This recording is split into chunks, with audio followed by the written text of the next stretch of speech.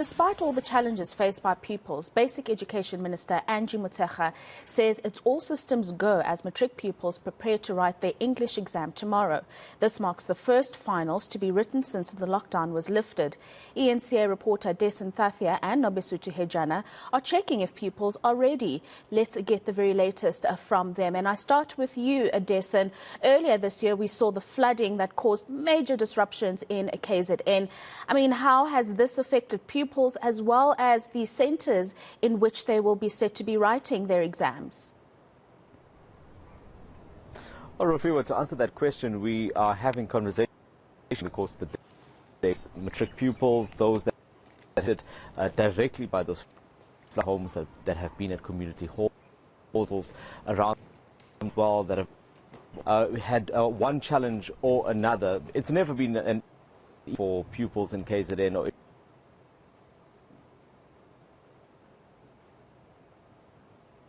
I'm going to let Dasen Thathiah fix his connection there. It looks like there is a connection issue there. Let's move over to Cape Town, where Nobesuthu Hejana is standing by.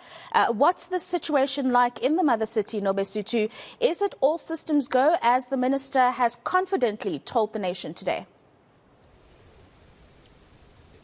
Well, Rafiwa, we're currently at Thathiah High School. Behind me, you can see the desk, everything. Pupils or learners have already been attached to each desk, so each learner who will be coming here tomorrow knows exactly where they'll be seated, and the social distancing still applies with the strict rules by the principal of the school.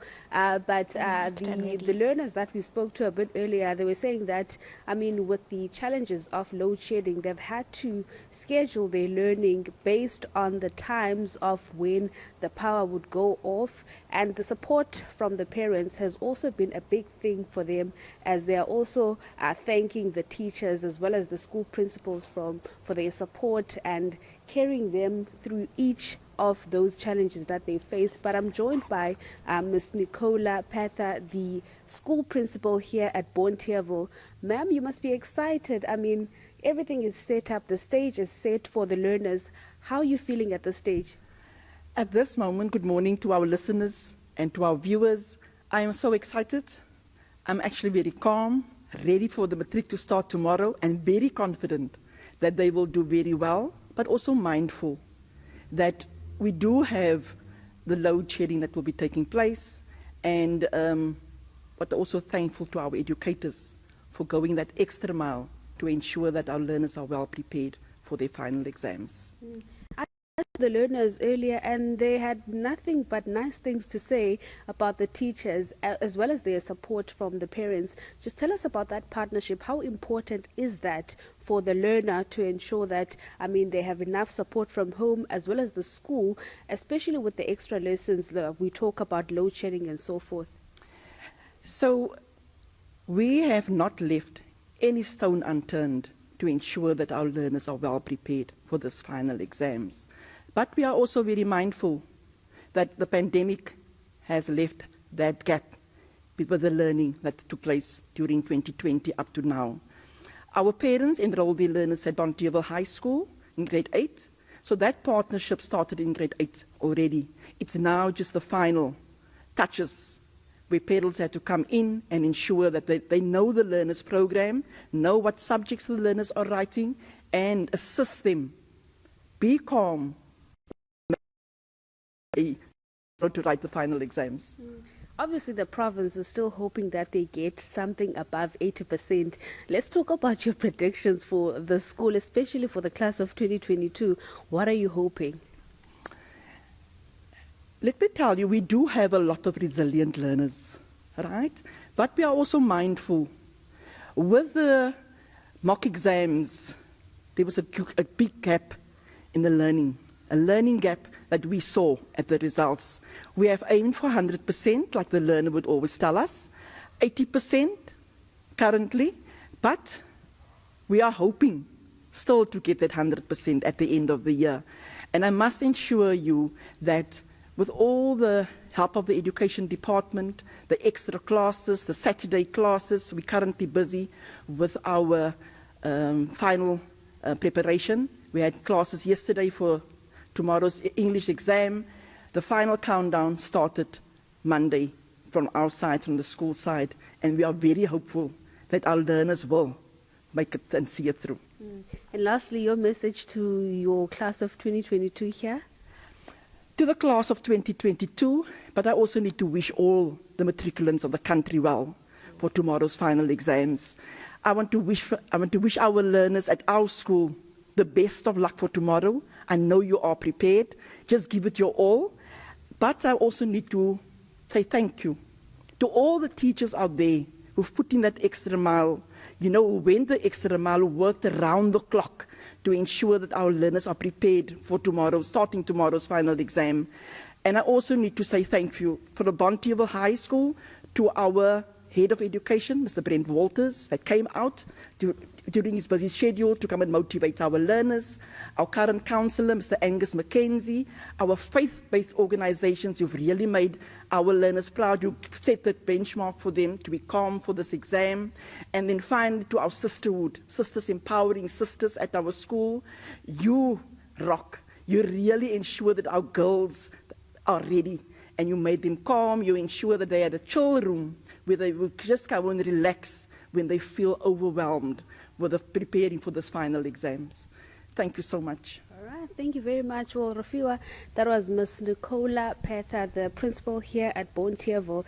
I mean, if I had a school or a principal like that during my time, I think I'd be amazing. The chill room and making sure that there are people who are coming to the school to motivate the learners each and every time, to ensure that their mental health is also looked into. But we do know that the Western Cape Education Department is also saying that although they do have concerns with load shedding, but the learners who are writing their computer sciences last week, everything went smooth, so they are hopeful that everything will not be disrupted by the load shedding.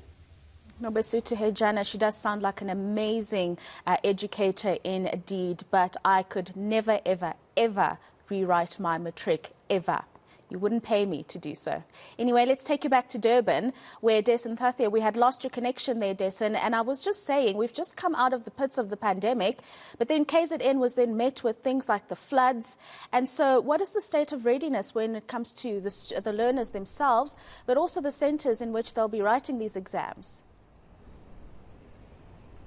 Well, Rafiwa, the KZN Education Department says that it is in fact ready. They held a briefing last week to say just that. The floods was obviously a key topic there, but the department says that they did make arrangements during that time to accommodate pupils at schools that were nearby, especially those that had lost their homes. So those that were being housed in community halls, they tried to then get them into schools that were close by to limit the time that was lost. But nevertheless, it hasn't been an easy ride for pupils in KwaZulu-Natal, particularly over the past few years. If you look at the pandemic, the looting, the floods and load shedding, which affects pupils across the country. So it certainly hasn't been easy getting here to where we are now, to the grade 12 year. And a lot of the pupils that we have spoken to are saying that they've had to play catch-up during this time. Remember, this is also the biggest examination system in the country that's in KwaZulu-Natal, and almost 200,000 pupils will be writing the exams this time around. And Rafiwa, I agree with your sentiment there that you were saying as you got into this, that you've done your bit, you wouldn't want to do it again, you've gone down that road. And now I'm joined by one of my guests who will be going down that road tomorrow, Sahir Baburam. Thank you so much for joining me. We were talking about preparations getting into this. It hasn't been easy, but I know that we have a resilient group of pupils in KwaZulu-Natal and in other parts of the province. What's your journey been like getting to this point right now where you're about to write your English paper tomorrow? It's been a rough journey, and I mean 13 years in school, it's been a lot, taken a toll on my mental health and stuff, but I am coping well, and yeah, so we're going to do good, and it's going to be a good road. So what's been your way or your plan or your strategy to tackle the matric exams? Talk to me about the past month or two, or however long it's been that you've really hit the books. Okay, so I started learning for matric from day one, but however I've started planning my final paper in my September holiday.